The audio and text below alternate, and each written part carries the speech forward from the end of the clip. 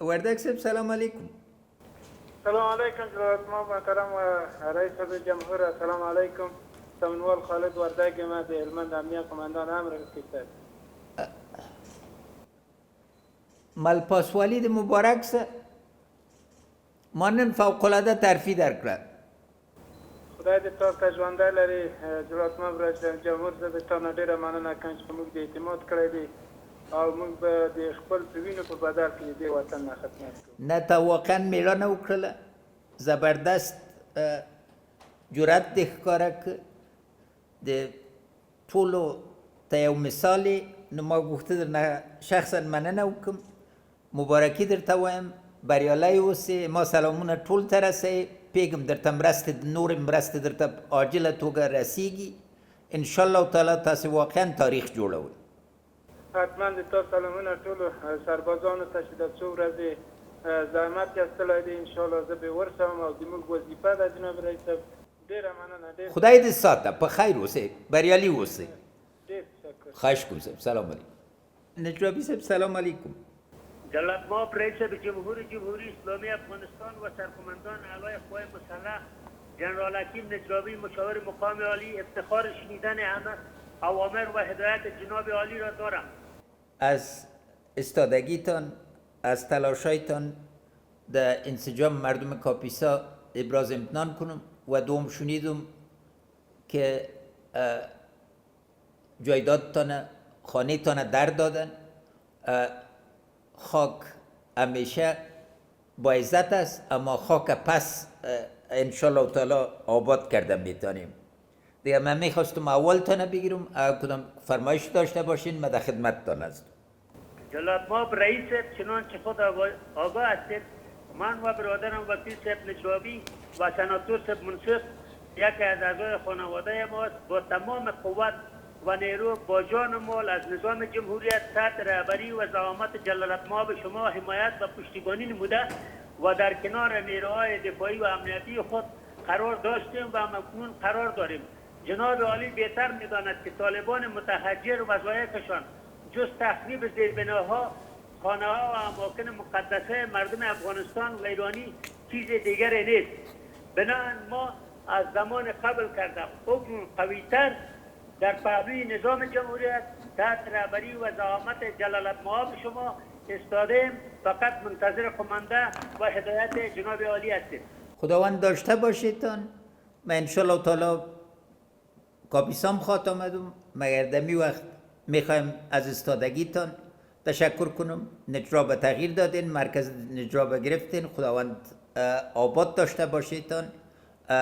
حمایت کامل مرا سرش حساب کنین جناب نجابی صاحب و وکیل صاحب هم احترامات ما تقدیم کنین. جلالت مآب رئیس صاحب همین لحظه که با شما صحبت میکنم، وکیل صاحب نجابی با وکیل صاحب اقبال صافی همراه جناب والی صاحب در مرکز ولسوالی نجراب قرار دارند. در انسجام نیروهای خیزش مردمی و قوت‌های کماندو اونا اونجا سر به خود گرفتن. یک قسمت بسیار کم که 10% نجراب باشه فعلا هم تصفیه جریان داره. به توکل خداوند بزرگ که تا شام این تصفیه ختم خواهد شد و به شما گزارش خواهد دادم. پیش از پیش مبارکی میتم تان. بخیر باشین. سمونوال صاحب خورمی سلام علیکم. سلام علیکم جلال مآب محترم رئیس جمهور و سرقماندان اعلای قوای مسلح کشور. این جانب سمنوال نظیف الله خرم مدیر کشف و مبارزه و جرایم جنایی پلیس بغلان. خبر کنید بگو شما. خواهش است جناب سمونوال صاحب. من میخوایم از رشادت و قهرمانیتان در دفاع شهر پلخمری تشکر کنم. میفهمین که من همیشه علاقه‌مند هستم به صف اول قهرمانای ما و کار را که شما در پلخمری انجام دادین قابل ستایش و افتخار است. اگر کدام فرمایش داشته باشین من در خدمتتان هستم سمونوال صاحب.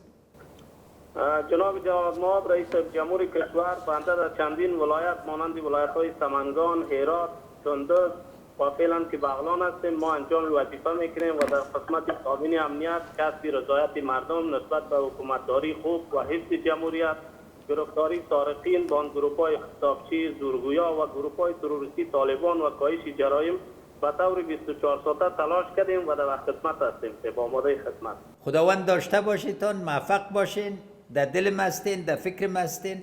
انشالله تعالی اینا را زبون میسازیم و باز روز ازی خواهد آمد که از قهرمانای ما مثل شما رو در روی یادآوری کنیم و هم از خبر شوند. بخیر باشین جناب سمونوالسیم.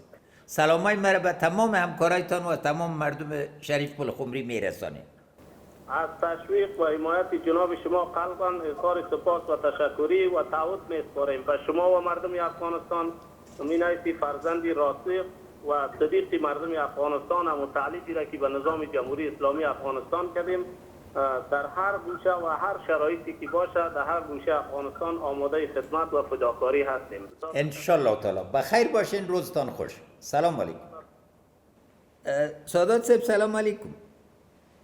جلالت مآب رئیس جمهور دولت اسلامی افغانستان اینجوری سید میراجی سادات قماندان امنیتی هیواد هدایت باشه صاحب میشنوم. خواهش میکنم اول بازم ترفیتان تبریک میگم. ما گفتم تشکر کنم بازم چون صبح که امرای منسوب ارشد صحبت کردم شما در خط اول بودین، در وقت نتانستم شخصا ابراز تشکر کنم. با مو قوتی که استاده شو حمایت دیگه هم انشالله تعالی برد میرسه. جناب رئیس وعده را که ما به وطن، به خاک، به ملت، به خاک که واقعا مادر ماست ما که تعهد کردیم تا یک قطره خون هم که باشه به وطن دفاع میکنیم. خداوند موفق داشته باشید قماندان صاحب. بخیر باشین. سلامای مرا به همکارایتان میرسانید. بخیر سلامت باشید جناب رئیس. سلام علیکم.